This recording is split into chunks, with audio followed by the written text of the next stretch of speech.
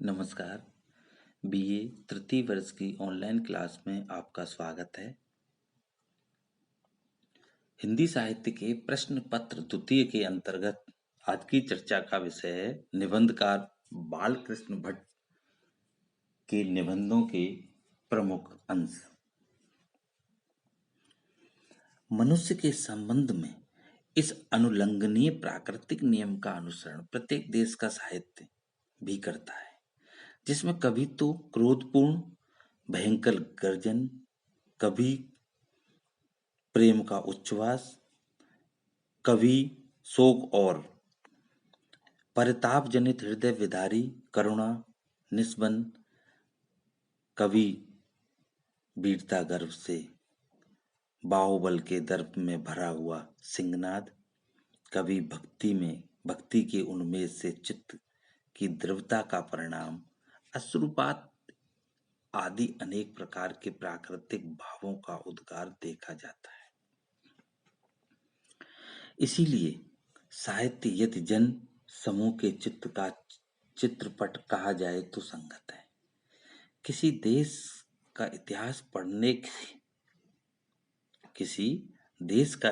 पढ़ने से केवल बाहरी हाल हम उस देश का जान सकते हैं, पर साहित्य के अनुशीलन से कौम के सब समय समय के आभ्यंतरिक भाव हमें परिस्फुट हो सकते हैं। अनुल्लंघनीय का अर्थ है जिसका उल्लंघन नहीं किया जा सके, अर्थात जिसे लांघा नहीं जा सके। उच्छ्वास अर्थात गहरी सांस। परिताप जनित का अर्थ है दुख की आंच से उत्पन्न। दर्प का अभिप्राय है घमंड, अभिमान। उन्मेष पलक खोलना। चित्रपट सिनेमा। परिस्फुट यानी प्रकट होना। प्रस्तुत अवतरण के माध्यम से पंडित बालकृष्ण भट्ट द्वारा लिखित निबंध साहित्य जन समूह के हृदय का विकास है। शीर्षक से यह अवतरण प्रस्तुत है, जिसके माध्यम से लेखक ने साहित्य का समाज से घनिष्ठ संबंध स्थापित किया है। निबंधकार के अनुसार जिस समय समाज में जैसा वातावरण होता है, उस काल में साहित्य सृजन भी उन्हीं भावनाओं के अनुरूप सृजित होता है, ऐसा निबंधकार पंडित बालकृष्ण भट्ट का मानना है। व्याख्या की दृष्टि से हम देखते हैं कि मनुष्य के संबंध में इस अनुल्लंघनीय प्राकृतिक नियम का अनुसरण प्रत्येक देश का साहित्य भी करता है, अर्थात मानव स्वभाव का यह प्राकृतिक नियम है कि मानव के सुखी होने अथवा दुखी होने की स्थिति उसके चेहरे के हाव भावों से स्वतः ही प्रकट हो जाती है। इतना ही नहीं, ठीक इसी भावना का अनुसरण साहित्य भी करता है। निबंधकार का मानना है कि किसी स्थान विशेष के समाज की किसी काल विशेष में क्या परिस्थितियां रही होंगी, उन्हीं के अनुरूप ही साहित्य सृजन की संरचना की जाती है। यही कारण है कि किसी कालखंड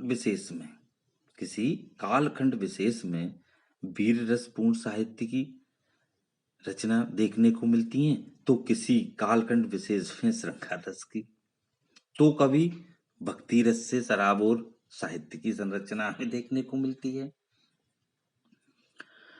इस प्रकार के सामाजिक स्थितियों के अनुरूप साहित्य सृजन में विविधता लिए हुए होता है। हम कह सकते हैं कि यदि साहित्य को मानव समाज के चित्त का चित्रपट कहा जाए तो कोई अतिशयोक्ति या असंगति प्रतीत नहीं होगी, ऐसा मानना है पंडित बालकृष्ण भट्ट का, जिन्होंने साहित्य जन समूह के हृदय का विकास है शीर्षक से जो निबंध लिखा है, उस निबंध में मानव समाज के चित्त को चित्रपट कहा है। ये कोई अतिशयोक्ति नहीं है। वस्तुतः किसी देश विशेष की स्थिति का यदि इतिहास पढ़कर उसकी वस्तु स्थिति का ज्ञान प्राप्त हम करना भी चाहें तो केवल बाह्य सतह पर ही कर सकते हैं, ऊपरी ज्ञान ही हम प्राप्त करते हैं। वस्तु स्थिति का ज्ञान इतिहास के अनुशीलन से ज्ञात नहीं हो सकता, अर्थात भौगोलिक रूप से हम उसका, बाहरी सतह से हम उसका, इतिहास के स्तर पर हम उसका ज्ञान प्राप्त करना चाहते हैं किसी भी देश के कालखंड का, तो हम वो संभव नहीं है। परंतु साहित्य के अनुशीलन से किसी मानव समाज की आंतरिक स्थितियों का ज्ञान हम सहज रूप से प्राप्त कर सकते हैं।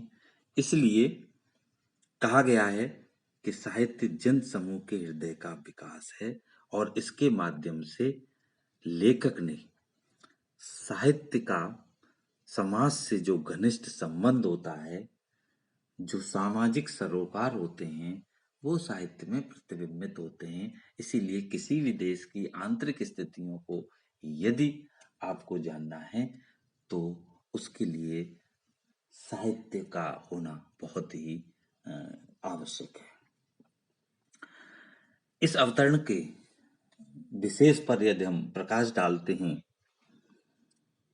तो राइटर का मानना है कि मनुष्य की मनोदशा का ज्ञान उसके चेहरे के हाव भाव से हो जाता है।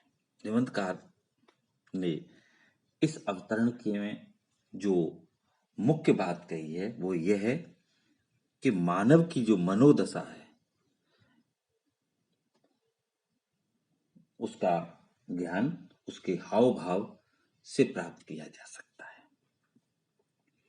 यह मानव की स्वाभाविक प्रवृत्ति होती है, चाहे वो भले ही बोले अथवा नहीं बोले, उसकी मनोदशाओं के माध्यम से हम जो है उसकी स्थितियों को भली भांति जान सकते हैं।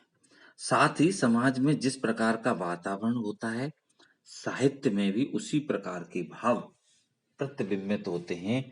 इस तरह की जो बात है वो इस अवतरण के माध्यम से निबंधकार बालकृष्ण भट्ट ने प्रस्तुत की है। धन्यवाद।